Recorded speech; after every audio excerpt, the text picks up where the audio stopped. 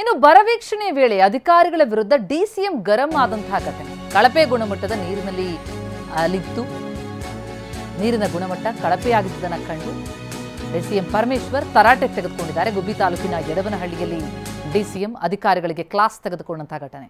ಏನಪ್ಪ ಕಾಟಾಚಾರ ಕೆಲಸ ಮಾಡ್ತೀರಾ ಅಂತ ಡಿಸಿಎಂ ಪ್ರಶ್ನೆ ಮಾಡಿದ್ದಾರೆ. ದೇವಸ್ಥಾನಕ್ಕೆ ಬಿಟ್ಟಂತಹ ನಲ್ಲಿ ಸರ್ ಅಂತ ಹೇಳಿ ಅಧಿಕಾರಿ ಹೇಳ್ತಾರೆ. ಆಗ ಅಧಿಕಾರಿ ಮಾತಿಗೆ ಭಾರಿ ಗರಂ ಆದ್ರು ಡಿಸಿಎಂ. ಕತೆ ಹೇಳ್ಬೇಡ, ಡೋಂಟ್ ಡೂ ಸಚ್ ಥಿಂಗ್ಸ್, ಗುಣಮಟ್ಟದ ಪೈಪ್ ನಲ್ಲಿ ಹಾಕಬೇಕು ಅಂತ ಹೇಳಿ ಖಡಕ್ ಸೂಚನೆ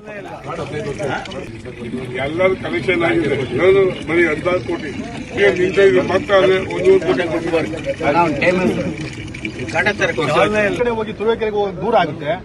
ಇಲ್ಲಿ ಗುಬಿಗೆ ಬರ್ಬೇಕು ಎಲ್ಲದಕ್ಕೂ ಯಾವುದೇ ಇದಾದ್ಮೇಲೆ